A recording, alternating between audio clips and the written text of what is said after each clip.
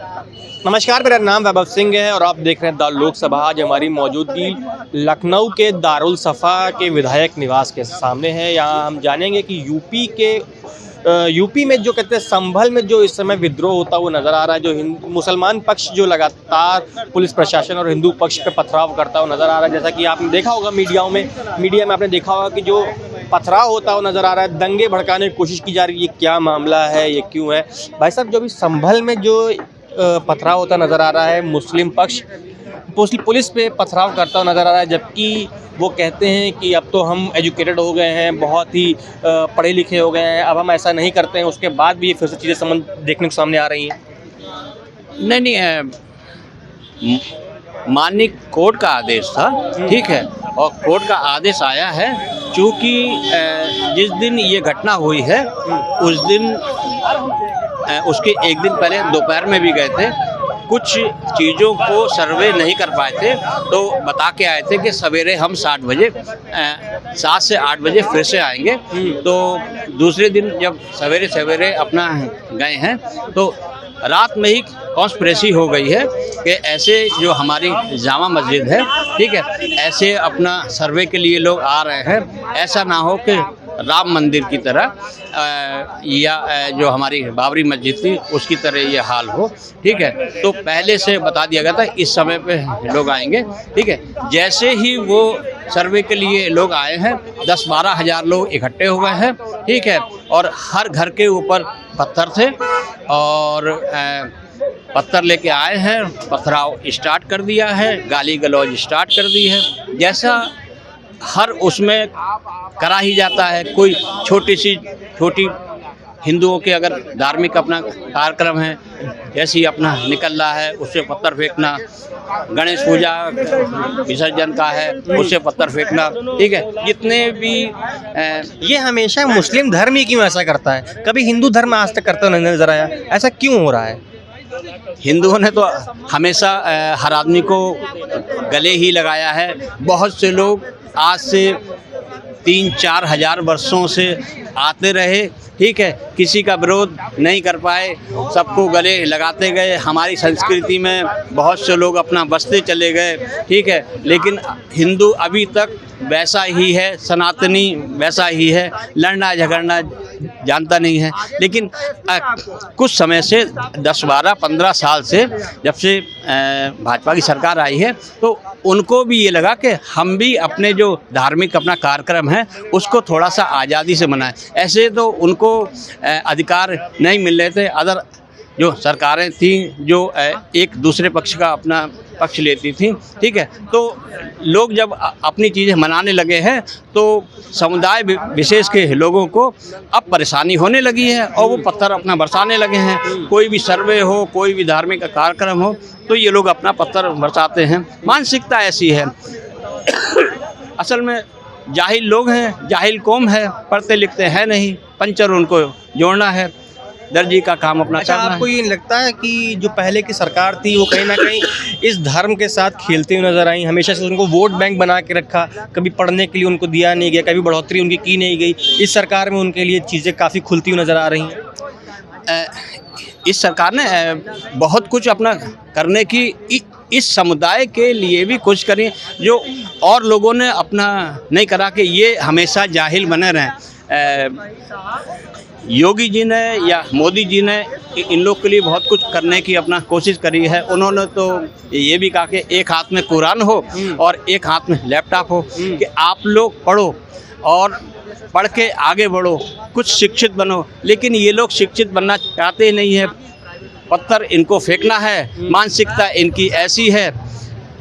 तो अभी देखा गया था गणेश की कहते पूजा निकल रही थी, उनकी यात्रा निकल रही थी, उसमें पथराव हुआ था। ये संभल में भी हो गया। ये लगातार इनके कहते कश्मीर में भी हम लोग देखते थे, फिलहाल धारा 370 के बाद से फिलहाल नहीं हो रहा है, पर लगातार ये चीज़ें होती नज़र आ रही है। केवल एक धर्म विशेष ये चीज़ें करता है, ऐसा क्यों? अब है कि एक तो भारत की राजनीति ऐसी है, एंटी भाजपा के लोग ऐसा कराना भी चाहते हैं, क्योंकि अब भाजपा पनप रही है, कम से कम 20 राज्यों में उसकी अपना सरकारें हैं, तो ऐसी अपना भड़काते रहो, पत्थर अपना चलवाते रहो ठीक है, और बाद में ये कहो लॉ एंड ऑर्डर क्या कर रहा था, वो फलाना क्या कर रहा। अरे जब 10,000 लोग एक साथ आक्रमण कर देंगे पत्थरबाजी में, तो 400-500 पुलिस वाले या पीएसी या सीआरपीएफ के लोग क्या कर सकते हैं। ठीक है, जब चारों तरफ से घेर के पत्थरबाजी कर रहे हो तो अपनी आत्मरक्षा के लिए, ठीक है, प्रशासन को भी कुछ ना कुछ अपना करना पड़ता है। फिर भी उन्होंने कहा कि ऐसा मत करो, हवाई फायरिंग भी करी है और आंसू गैस का गोला भी छोड़ा है, लेकिन उसके अलावा भी जब नहीं माने, जब जान पे बनाई है तो उनको फायरिंग करनी पड़ी। 4-5 लोग अपना खत्म हुए हैं, हमारी नज़र में शहीद हो गए हैं। ठीक है, 72 हुर्रे मिलेंगी, जाओ 72 हुर्रे लो। अच्छा, 72 हुर्रों की आपने बात की, इसके बाद भी लगातार पथराव कर रहे थे, हम लोग देख रहे थे, पुलिस प्रशासन को भी नहीं छोड़ रहे थे। सीओ साहब की गाड़ी हो, एसएसपी साहब की गाड़ी हो, किसी की भी गाड़ी हो, सब पे पथराव कर रहे थे, पुलिस से पथराव कर रहे थे, वहाँ पत्थर फेंके जाते, उसके बाद भी ये चीज़ें होती हुई नज़र आ रही थी। चाहे पुलिस प्रशासन जितना भी चाक चौबंद हो, दुरुस्त हो, लाठीचार्ज भी की गई, फायरिंग भी की गई, उसके बाद ये चीज़ें होती नज़र आ रही थी। अरे ये नहीं मान सकते हैं, ठीक है, जब तक इनको बंद करके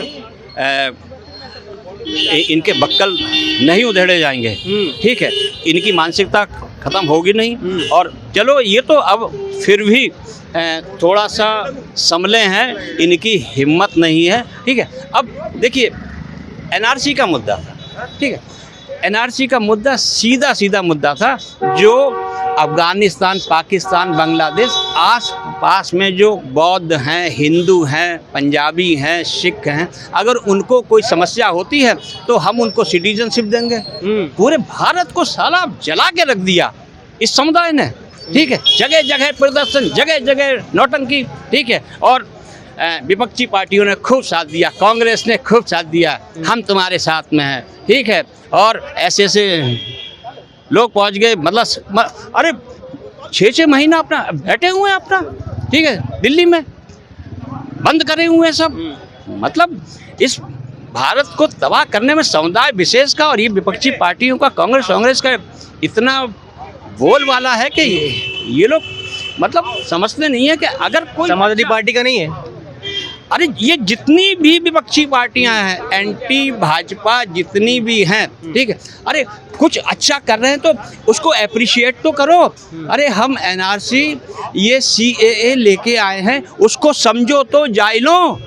अबे जाए, हमारे कुछ बौद्ध लोग हैं, हिंदू लोग हैं, पंजाबी लोग हैं, सिख लोग हैं, अगर उनके साथ में घटना हो रही है, उनका कत्लेआम हो रहा है, उनकी बच्चियों के साथ में रेप हो रहा है, तो अगर वो बेचारे भाग के आते हैं, अगर हम उनको सिटीजनशिप दे देंगे तो तुम्हें क्या परेशानी है। पूरे भारत में साला प्रदर्शन करके और इन विपक्षियों ने उनका साथ दे के, नहीं, उनका ये कहना था, ये विपक्षी लोग वोट की खातिर ये अपनी बहनों का, अपनी माँओं का, अपनी बिटियाओं का, ठीक है, परोस सकते हैं। अच्छा, ये इतनी कुत्सित मानसिकता के लोग हैं, ठीक है, ये कुछ भी कर सकते हैं। बताइए भाई साहब।